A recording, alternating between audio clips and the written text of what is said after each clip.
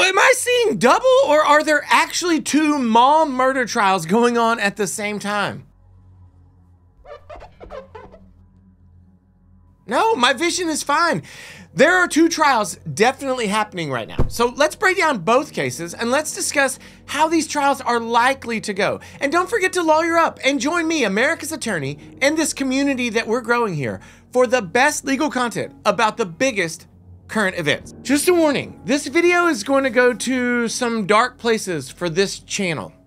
Darker even than the soul of Logan Paul, if I may say so. Now, let's begin with Letitia Stouch's trial. From the beginning, in January 2020, 11-year-old Gannon Stouch was reported missing from his home in Colorado Springs. He wouldn't be found for another 2 months. And during the investigation taking place during those 2 months, Letitia's story couldn't stay straight, with wild excuses as to why Gannon's blood was found on the floor and the walls and who was to blame for his disappearance. She claimed that he had chewed his fingernails, so there was blood on the walls, and that he also stepped on a nail, taking out the trash, and that's why there was blood on the floor. I mean, this is so made up. Now, despite first stating that she didn't know anything about his disappearance, she later began claiming that a man had broken in and had intimate, non-consensual contact with her, and then kidnapped Gannon. She was arrested in March of 2020 after investigators found blood on her shoes and her DNA on a gun linked to Gannon's death. The remains of the little boy were later found inside a suitcase in Florida with 18 stab wounds all over his chest, and a gunshot wound to his head, and a fractured skull, and cuts on his extremities. It's gruesome. It's unspeakable. And you might be wondering, Florida, how did this story make its way to Florida? Because as you know, this is a Colorado case. But Letitia Stouch traveled to Florida with her daughter a month after Gannon's disappearance. Now, coincidentally or not, she stayed at a hotel just 3 miles from the bridge under which Gannon's remains were found. And that brings us to today, a full 3 years later, when Letitia Stouch's trial is finally underway for first-degree murder and for tampering with human remains and tampering with physical evidence. Despite Letitia's prior denial of having anything at all to do with the murder, the defense has now finally admitted that yes, she committed the crime, duh, but that she suffered a major psychotic crack. Now, the prosecution believes her deliberate actions in trying to cover up the murder and interfere with the investigation refute the defense's claim. Legally, the prosecutor has a very, very strong point. Generally speaking, if you're so deranged that you don't know that it's wrong to take the life of a helpless child, a child that you are legally charged with the responsibility to care for, then you are also so deranged that you wouldn't know that you needed to cover up your crime because you don't know it's a crime. Now, as regards Letitia Stouch and this legitimacy of an insanity claim, there's really just no way that the claim will work. And the prosecution is going to get into this. Think about this. The defendant wants to say that she was so crazy that she couldn't be held to account for the death of her son. But look at all of the facts relating to the cover-up. She lied about the evidence in the house, the blood sources on the walls, the floor, etc. She fabricated claims of an assault and a kidnapping, even though she had already had a chance to tell law enforcement that those things had happened. All of that to throw law enforcement off the trail. And then she took the most damning evidence 1,500 miles away to try to dispose of it. I mean, it looks to me like she's guilty and she knows it.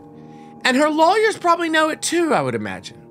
Some people are so evil that we want to say that they're crazy, but they're not. Not with the facts as I understand them. It's just wickedness. Let's move on to Lori Vallows, also known as the Doomsday Cult Mom, and her trial. Police began searching for her children, Ty Lee and Joshua, in November of 2019 after family members noticed that they hadn't seen or spoken to the children for 2 months. Police attempted to see the children multiple times, but weren't able to find them. Lori and her husband, Chad Daybell, abruptly left town the next day. That's not suspicious. The couple wasn't found until January of 2020 in Hawaii, where they were told to present the children to the Idaho Department of Health and Welfare by the end of the month. When they didn't, police arrested and charged Vallow with desertion and non-support of dependent children. And here's where we move into the namesake of this trial, because in March of 2020, a court document was made public in which the ex-husband of Vallow's niece claimed that his ex-wife told him that the couple believed, and this is a quote, their children had been possessed and had become zombies. Now, the document described Vallow's belief in a cult-like religion that included teleportation and dark and light portals. Yikes. Ultimately, the children's remains were recovered at a property owned by Chad Daybell in June of 2020. He was then arrested on charges of destruction, alteration, or concealment of evidence, as well as desertion. The full charge list for Lori Vallow is murder, conspiracy, and grand theft related to the deaths of 3 people. Her 2 children and Chad Daybell's late wife. Now, Lori Vallow and Chad Daybell have had a very dark and twisted past, which is a topic hopefully for another video. Hopefully not, actually. Well, you know what? It's fascinating, but it's dark. We know that Vallow can't take Letitia's route of claiming insanity because that's not a defense that's allowed in Idaho. Due to this rule, Vallow was committed to a 90-day period of treatment at the Idaho Department of Health and Welfare after failing her first mental competency evaluation.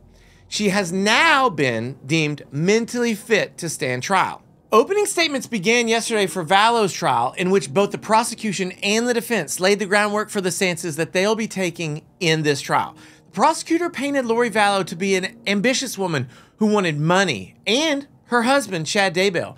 She alluded to the fact that maybe Vallow considered her children to be like an obstacle preventing her from obtaining that desired future, and that she sought to eliminate them.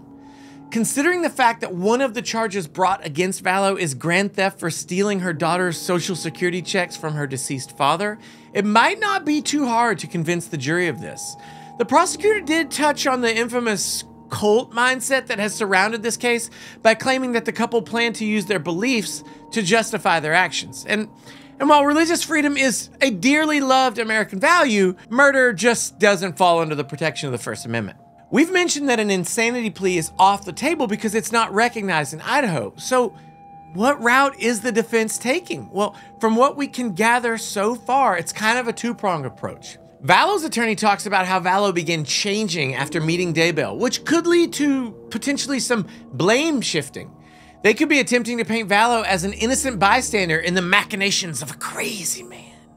He is also clinging to a very thin alibi for her.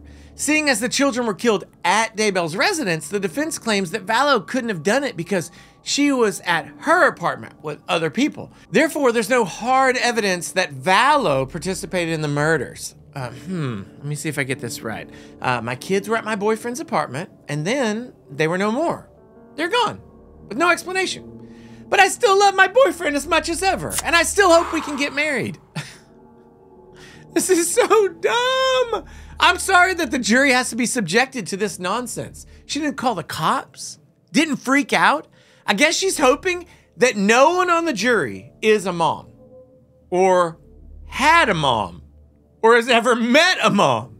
I mean, so far knowing what we know now, the Vallow trial is an example of what a murder trial looks like when there's actually not a defense, and yet there's no reason for the prosecutor to offer a plea deal, and there's no reason for the defendant to take a plea deal.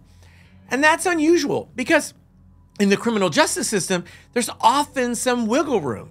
A defendant, let's say, likely committed a theft that's a Class B felony, but to mitigate risk, he can plead to a C felony, that sort of thing. But murder is murder is murder. Now, it's surprising that these trials are happening at the same time and that we have 2 mothers who have almost certainly killed their child or children. And for that reason alone, the cases are similar to each other. And then you have this kind of mirror image insanity defense issue. Stouch wants to say that she was insane at the time of the killing, but her efforts to cover up the wrongdoing belie that claim. On the other hand, Vallow may have actually been insane. I mean, she wasn't. But she can't use that defense because it's not allowed where she's being tried. And in the end, it wouldn't matter anyway because she also covered up the killing, thereby making it clear to any sane person that she knew exactly what she was doing. These cases are much more alike than they are different. And both moms are going to end up spending the rest of their lives in prison, which is not long enough, for doing the thing that all children everywhere rely on their parents to prevent from happening. Letitia Stouch's trial is several days in, right? And the jury has heard from several expert witnesses, police officers, and people who actually know Letitia, including her neighbor, some friends, and her new co-workers. Other people like that. The prosecution, of course, has been using their time to hack away at the defense's claim that Letitia had suffered a mental break by repeatedly asking witnesses if she seemed like she was suffering from a mental illness. As you know, Lori Vallow's trial has barely begun. Opening statements were heard yesterday, as well as a bit of testimony. And so there's still a long road left to go. In the coming weeks, we can probably expect the prosecution to keep digging into Vallow's past to continue to fill out this image of a woman driven to murder her own children in order to spin up a fairy tale romance with a man that she wants to marry. I wish I had all the time in the world to make content and inform you guys about everything that's going on in both of these trials. Unfortunately, that's not possible, so I need your help.